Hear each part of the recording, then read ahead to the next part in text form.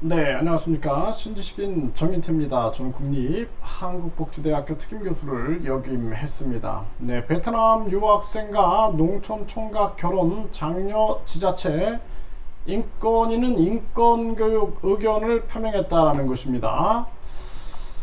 네, 기사를 보면은요, 네, 국민일보에서 베트남 유학생과 농촌 총각 만남 추진, 인권위는 문경시 공문의 인종적 편견이다, 이러한 얘기를 하고 있습니다. 그래서 시의 인구 증가 시책 사업을 성평등 관점에서 점검하고 소속 직원을 대상으로 인권교육을 실시하는 등 재발 방지 대책을 마련하라는 의견을 표명했다, 이렇게 얘기를 하고 있습니다. 인구 증가를 위한 농촌 총각 장가 보내기 추진 협조문을 법무부 출입국 대행기관인 행정사무소에 보냈다가 논란이 불러졌다라는 거죠.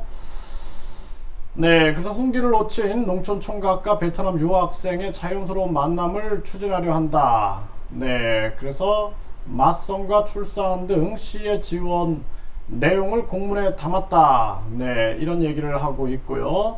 이주여성인권센터는 혼인을 목적으로 입국하지 않은 베트남 유학생 여성을 멋대로 국제결혼 대상으로 삼은 차별적 시책이다, 인권위의 진정을 제기했다라는 것입니다.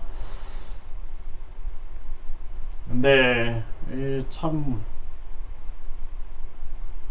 안타까운 현실입니다. 네, 그래서 사실상 이 이제 농촌 총각 베트남녀 결혼 장려한 지자체의 인권위 성평등 관점 점검이 필요하다, 이런 교사가 나오고, 연합뉴스에서도 베트남 유학생 여성과 결혼 장려 지자체 인권위는 가부장적이다, 이러한 의견들이 나왔다라고 하는데요. 일단은 이 결혼, 우리나라 이제 인구 문제가 굉장히 심각한 문제고, 그리고 이 결혼 같은 경우에는 이거는 아주 쉬운 문제가 아니죠. 쉬운 문제가 아니고, 그리고 뭔가 이렇게 뭐 장학금을 준다든지, 또는 뭐 각종 혜택을 준다든지 이런 식의 미끼가 있었다라면은 이 또한 베트남 사람들의 자존심을 건들 수가 있는 부분이 되고요. 그리고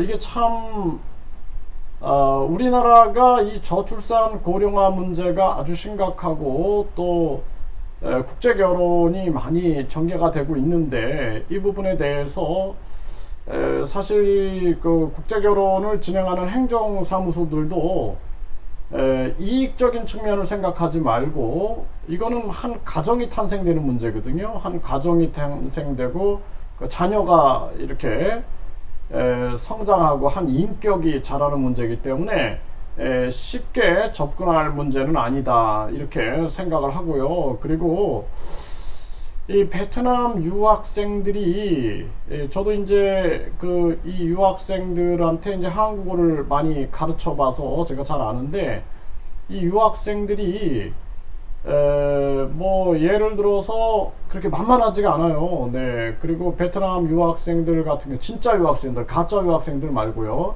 이탈을 하기 위해서 가짜로 온 유학생들 말고, 진짜 유학생들은 베트남에서도 가정도 굉장히 괜찮고, 특히 이 자존심이 굉장히 강합니다. 그렇기 때문에 우리가 쉽게 생각해 가지고 이러한 정책을 해가지고 결국에는 이게 국제적 망신이 될 수 있는 겁니다. 국제적 망신. 그리고 국제 결혼을 진행할 때도 제가 항상 얘기하지만, 한국인은 베트남어를 공부해야 되고 베트남인은 한국어를 공부해서 서로 의사소통이 돼야 돼요. 의사소통이. 그리고 결혼이 적어도 1년 이상 교제를 한 다음에 결혼을 해야지, 그냥 뭐 맞선 보고 결혼하고 이런 거는 굉장히 위험한 겁니다. 나중에 한국인들도 지금 뭐 이혼율이 굉장히 많잖아요. 그런데 이 국제 결혼에서 이혼하게 되면은 결국에는 그 자녀들이 받을 상처, 그리고 당사자들이 받을 상처, 또는 가짜 결혼을 하는 경우도 있어요. 가짜 결혼. 그래서 기획적으로 가짜 결혼을 하는 경우에도 큰 사회적 문제가 될 수 있기 때문에 진지하게 접근을 해야 한다. 저는 그렇게 생각을 하고요. 지금 우리나라 이 지자체들도 마찬가지고 중앙정부도 마찬가지고 저출산 고령화 문제를 해결하기 위해서는 국민들에게 국민권익금을 줘야 돼요. 국민권익금. 나라의 도둑놈들을 잡아내고 우리 뭐 기본소득이다, 국민배당금이다, 그동안 이런 얘기 많이 나왔죠. GDP 증상 카드, 그리고 국민주, 이러한 얘기들이 많이 나왔는데, 이러한 시책을 통해서 국민들이 자녀를 안전하게 양육할 수 있는 문화를 만들지 않으면 이 저출산 문제가 해결이 어렵고 지방 소멸을 면치 못하게 됩니다. 결국에는 부패한 기득권의 욕심과 이기심을 끊어내는 게 중요하다, 이렇게 말씀을 드립니다.